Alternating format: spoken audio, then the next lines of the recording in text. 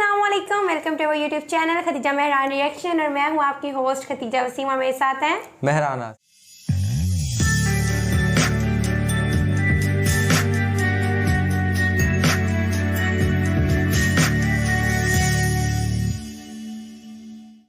नाज़रीन, आज हम एक बहुत ही इंटरेस्टिंग सी वीडियो है उसके ऊपर रिएक्शन करने जा रहे हैं। वीडियो कुछ इस तरह से है कि रशिया ने 10,000 करोड़ रुपए की मांग की है इंडिया से। उन्होंने कहा है कि आप हमारे कुछ पेमेंट के इश्यूज़ हैं, 10,000 करोड़ जो कि 1.3 बिलियन रुपीज़ बनती है उस हवाले से। तो वो देखते हैं कि अब क्या वीडियो है, उसके पीछे जो भी है। ये हमारे एक यूट्यूबर भाई हैं, उन्होंने बनाई है, तो उस हवाले से अपना उस वीडियो की तरफ चल। वीडियो की तरफ जाने से पहले अगर आपने हमारा चैनल सब्सक्राइब नहीं किया तो मस्ट सब्सक्राइब अवर चैनल और बेल आइकन को क्लिक करना मत भूलिएगा। तो आए चलते हैं, चलें जी, देखते हैं वीडियो। नमस्कार and welcome to all of your now Prashant Dhawan. Now recently Russia ने इंडिया को ये कहा है कि आप लोगों को हमें जल्दी से जल्दी पेमेंट करनी होगी 10,000 करोड़ रुपए की, या फिर आप कह सकते हैं 1.3 बिलियन यूएस डॉलर्स की। यहाँ पे आप देख पाएंगे आर्टिकल आपको दिखेगा, Russia request clearance of payments worth 1.3 billion dollars. और ये काम इंडिया के लिए इतना आसान होगा नहीं। अब पहली बात तो यहाँ पे आप ये पूछेंगे 10,000 करोड़ रुपए किस बात के? ये ओवरऑल वेपन्स के हैं। हमने रशिया से बहुत से वेपन्स परचेज किए हैं, तो कहीं ना कहीं 10,000 करोड़ की पेमेंट बची होगी।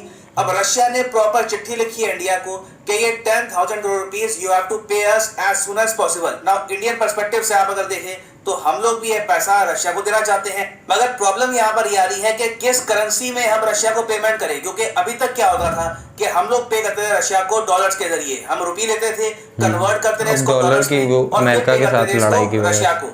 मगर सिंस आज के समय रशिया के बैंक्स पर, याद रखिएगा, इनके बैंक्स पर इतने सैंक्शन लग चुके हैं, तो कोई भी सरकारी Indian bank, private Indian bank तैयार नहीं है रशिया को पेमेंट करने के लिए। क्योंकि याद रखिएगा, अंत में पेमेंट तो बैंक्स ही करते हैं ना। भारत सरकार खुद ये पैसा उठा के व्लादिमीर पुतिन के हाथ में रखती नहीं है। हिस्टोरिकली आप अगर देखो तो जब भी हम पेमेंट करते थे रशिया को, ये पेमेंट होती थी यूको बैंक से। अब यूको बैंक भी यहाँ पर ये कह रहा है कि हम ये पेमेंट रशिया को करें कैसे, क्योंकि इंटरनेशनल पेमेंट सिस्टम से बहुत से रशियन बैंक्स को ऑल टुगेदर कर दिया गया है सस्पेंड। अब यहाँ पर आप क्वेश्चन कर सकते हैं, तो हम लोग सीधा रुपी रूबल ट्रेड से क्यों नहीं कर लेते? देखिए, रुपी रूबल का जो ट्रेड है उसके बारे में बातचीत करने के लिए रशिया के विदेश मंत्री सर्गेई लावरोव भारत में आए हैं, मगर रुपी रूबल ट्रेड कैसे होगा इसमें भी प्रॉब्लम आ रही है। क्योंकि देखो, इंडियन रुपी को कन्वर्ट करने के लिए रशियन बैंक्स के पास भी कुछ पावर होनी चाहिए। तो रशियन बैंक्स भी यहाँ पर कह रहे हैं कि इंडियन रुपी चाहे इंडियन बैंक में इनको मिल जाए, कहीं और इनको मिल जाए, इसको ये कन्वर्ट इतना कर नहीं पाएंगे। तो ये लोग चाहते हैं कि एक फॉरेन करेंसी में, किसी और करेंसी में इन लोगों को पेमेंट मिल जाए। और यहाँ पर देखिए, घूम फिर के बात आ रही है बात युआन पर। आपने देखा होगा बहुत से आर्टिकल्स में यहाँ पर लिखा होगा कि रशियन बैंक्स एक्सप्लोर कर रहे हैं पॉसिबिलिटीज। रशिया की लड़ाई थी ना अमेरिका के साथ, तो इस वजह से अमेरिका का ज्यादा होल्ड है, तो उसने सस्पेंड कर दिया कि सर्गेई लावरोव जब भारत में आएंगे ये प्रमोट करेंगे युआन को। ये लोग यहाँ पर सिंपली कहेंगे चाइनीज की करेंसी है ना, क्योंकि चाइना भी तो दूसरी तरफ से आ रहा है, इमर्ज हो रहा है यहाँ पर पे करने में। तो हम लोग सिंपली क्या करते हैं यहाँ पर कि इंडिया युआन परचेज कर लेगा और उस युआन को डाल देगा किसी चाइनीज बैंक में। अब यहाँ पे आप पूछ सकते हैं, मगर युआन में ऐसी क्या खास बात है कि रुपी एक बार को सैंक्शंस में अटक जाएगा मगर युआन नहीं अटकेगा? How is this even possible? देखिए, इसका रीजन है MIR, मेर में आपको ये बता दूं, जिस तरीके से स्विफ्ट है ना, society of world wide interbank financial telecommunication, Swift, जिससे रिसेंटली रशिया को बाहर निकाल दिया गया था। तो रशिया ने क्या किया है कि खुद का एक स्विफ्ट सिस्टम बना दिया है और चाइनीज युआन आज के समय इसका पार्टिसिपेंट है। यहाँ पे आप देख पाएंगे, इसका विकिपीडिया पेज भी आपको मिलेगा, मेर पेमेंट सिस्टम।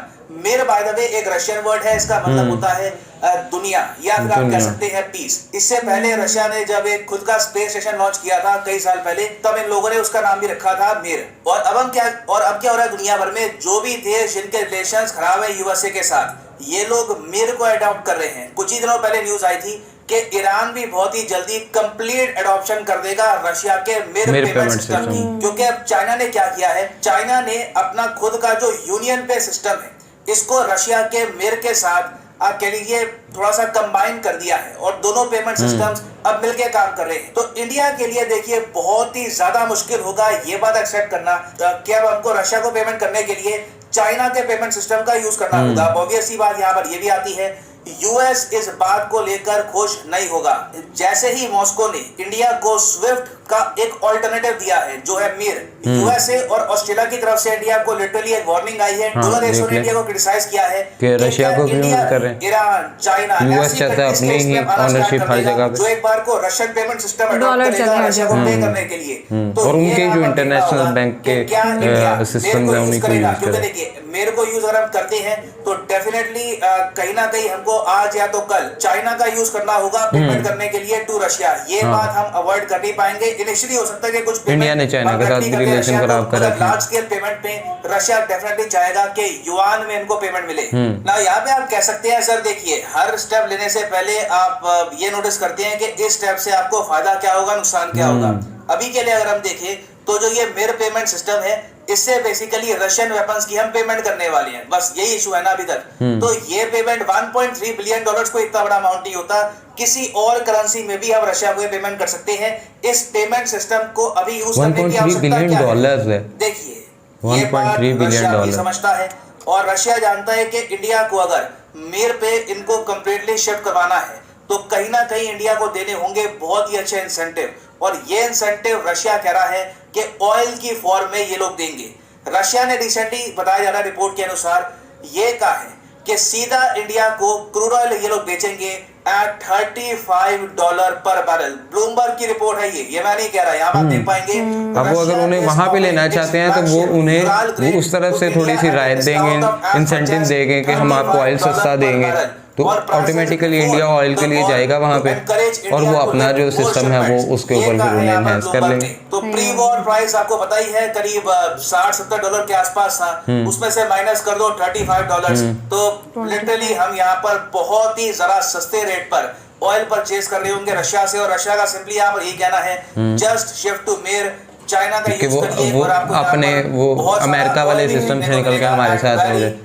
अब दुनिया बढ़ रही है फिर से, ये वीडियो खत्म होती है फिर मैं आपको इसके ऊपर जो मेरा रिएक्शन है वो मैं देता हूं। और रशिया से बहुत ही बड़े स्केल पर ऑयल परचेज करना स्टार्ट कर देते हैं, तब यूएस ने वार्न किया है कि एक बार को ये लोग इंडिया के अगेंस्ट भी एक्शन ले सकते हैं, क्योंकि यूएस बहुत ही मुश्किल से ये सब सैंक्शन लगा रहा है रशिया पर। इंडिया अगर बहुत ही बड़े स्केल पर पेमेंट करेगा रशिया को और परचेज करेगा इनका ऑयल, तो सारे जो यूएस के सैंक्शंस हैं, ऑस्ट्रेलिया जापान के सैंक्शंस हैं, ये बहुत कमजोर हो जाएंगे। तो यहाँ पर मैं जानना चाहूंगा आपका ओपिनियन कि आपके हिसाब से इंडिया को क्या करना चाहिए। क्या आप मानते हैं कि $35 का जो ये डिस्काउंट की बात कर रहे हैं Russians, it is a great offer, ये ऑफर हमको चूज कर लेना चाहिए एंड वी शुड जॉइन मिर, या फिर आप मानते हैं कि नहीं ये यहाँ पर युआन का यूज करना होगा, हम चाइना पे बहुत डिपेंडेंट हो जाएंगे? लिखेगा इसके बारे में कमेंट सेक्शन में। कैसा लगा आपको? अच्छा था लेकिन काफ़ी ट्रिकी, मतलब काफ़ी कॉन्स्पिरेसी चल रही है। अब यहाँ पे ना ये है कि देखो जिस तरह अभी पिछले दिनों एक जंग छिड़ी हुई थी यूक्रेन और ये सारा सिलसिला था और इसी में दुनिया डिवाइड हो रही थी, तो रशिया भी बिल्कुल अपोजिट खड़ा था यूएस के। तो अब रशिया थोड़ी सी चीज़ें अगर चल रही हैं आ रही हैं वापस, लेकिन यहाँ पे अब ये होने जा रहा है कि करेंसी बढ़ रही है। अब ये है कि जिस तरह चाइना एक पावर है, दूसरी तरफ अमेरिका और चाइना की इकोनॉमी भी कितनी ज़्यादा है। अब वो रशिया चाहता है कि अब वो अपनी ही जो अगर उसने, और ये भी एक चीज़ है कि ये जो रशिया और ये जो यूएस वगैरह है, इनका ज़्यादातर इकोनॉमी जो है वो इनकी किसी और जगह पे नहीं। जिस तरह आप चाइना अगर देख लो तो चाइना के हाँ और भी चीज़ें हैं, लेकिन इनकी ज़्यादातर ये जो वार के होते हैं ना, जो वेपन्स वगैरह, ये सारी उन्हीं के सिलसिले से चलती है, इनकी इकोनॉमी उसी पे बेस कर रही है। और यही चाहते हैं, ये इसीलिए तो चाहते हैं कि किसी भी मुल्क के दरमियान अमन व अमान हो। यही तो वजह है कि हमें आज 78 ईयर्स होने को है, लेकिन हम आज तक जो है वो उसी सिलसिले में बटे पड़े हैं कि इंडिया पाकिस्तान की जंग एक है वो चल रही है। क्यों चल रही है? क्योंकि हमारे दरमियान सलूक पैदा होने ही नहीं दिया जाता। अगर सलूक पैदा हो गया तो इनकी इतनी बड़ी इंडस्ट्री जो वेपन्स के ऊपर है वो किस तरह होगी, वो फौजें किस तरह बनेगी, इसी तरह से बनेगी। तो अभी वो था, बात करते हैं सब पीस की, लेकिन ये झूठ है कि इस तरह हो जाएगा, ये करते हैं फलाने में ये अमन और ये सब गलत है। अब वो चाहते हैं, रशिया चाहता है जी कि अब उनका इकोनॉमी सिस्टम चले, उनका जो सिलसिला है पेमेंट सिस्टम, अब जिस तरह हम करते हैं, जिस तरह स्विफ्ट बैंक की बात है, तो ये बैंक्स वही हैं, ये वही सिस्टम है जिनके पूरे ऑल ओवर द वर्ल्ड ये सारी चीज़ें चलती थी। लेकिन अब वो चाहते हैं कि जब दुनिया डिवाइड हो रही है तो तो अब यूएस के अंडर थे ये ज़्यादा चीज़ें, क्योंकि यूएस डोमिनेट करता है। तो अब उन्होंने रशिया को बैन कर दिया, बट रशिया को भी तो अपनी इकोनॉमी चलानी है किसी तरह, तो वो अब किस तरह दूसरे ममालिक से लेन देन करे? तो वो फिर कोई और करेंसी डेवलप कर रहे हैं, कोई और सिस्टम डेवलप कर रहे हैं जिसके ऊपर वो इंडिया, अब इंडिया किस तरह जाएगा? इंडिया को वो इंसेंटिव देंगे in the term of oil, हम आपको सस्ता ऑयल दे देंगे, आप सस्ता ऑयल खरीद लो, तो वो जाएंगे। लेकिन अब अगर वो जाना भी चाहें तो यूएस उनके ऊपर आ जाता है, हाँ भाई आप कहाँ जा रहे हो? तो ये छोटी मोटी चीज़ें हैं। लेकिन यहाँ पे मुझे खतीजा लगता है समझने वाली बात यह है कि अब वक्त आ गया है कि हमें इन चीज़ों को समझना चाहिए कि ये इन ममालिक की जो इकॉनमी है वो इनकी ये इसी तरह की वेपन इंडस्ट्री के ऊपर ही बेस कर रही होती है, जो जिसकी वजह से ये पूरी दुनिया में हलचल मची रहती है। और ये हाँ यही वजह ना कि वो क्यों डोमिनेट करते हैं, वो सलूक रहने नहीं देते। जब आपस में सलूक नहीं होगा, सब कॉन्टिनेंट का नहीं आपस में सलूक, दो ममालिक जो पहले आज से 70-80 साल पहले इकट्ठे थे, अब वो अलहदा हो गए हैं किसी बुनियाद पे। चलो अभी तक कितने साल हो गए हैं उनके दरमियान क्लैशेस ही नहीं खत्म हो रहे। क्यों नहीं खत्म हो रहे? छोटी छोटी बात पे क्लैश शुरू, पानी से लाइक वो जो चावलों की जब धुआं आता है, हर चीज इंडिया से, इंडिया वाले पाकिस्तान से, लाइक छोटी छोटी बात। ये सब कॉन्टिनेंट को क्यों सोने की चिड़िया कहा गया था? ये सोने की चिड़िया ही थी। यहाँ पे तमाम किस्म के जो हमारे पास हम मिनरल्स, हर किस्म के हमारे पास मौसम, अल्लाह ताला ने हर किस्म की नेमत से नवाजा हुआ है। लेकिन क्यों है? चलो अलहदा हो गए, लेकिन आज तक ये इनके क्लैशेस क्यों क्लैशेस खत्म नहीं होते? ये इसी वजह से, यही तो वजह है कि आज हम की कोई कोशिश करे भी ना, हाँ तो फिर कोई ना कोई किसी बात निकल आती है, तो वो क्यों नहीं करने देते? क्योंकि उनकी वेपन्स की इंडस्ट्री है। अगर सलूक हो जाएगा, दुनिया में अमन आ जाएगा, तो वो जो जंगी हथियार है वो कहाँ बिकेंगे? फिर तो पाकिस्तानी फौज, इंडिया की फौज तो फिर भाई भाई हो जाएगी। हाँ तो फिर क्या होगा, कहाँ पर होगी? तो ये चीज़ें हैं थोड़ी सी समझने वाली। उम्मीद करते हैं नाज़रीन कि आपको भी ये वीडियो पसंद आई होगी, और जाने से पहले वीडियो को लाइक करना मत भूलिएगा, और हमें ज़्यादा से ज़्यादा सजेशन ज़रूर दें कि हम किस पर वीडियो बनाएं। तब तक के लिए अपनी मेज़बान खतीजा वसीम और महरान नासिर को दीजिए इजाज़त। दुआ में याद रखिएगा। अल्लाह।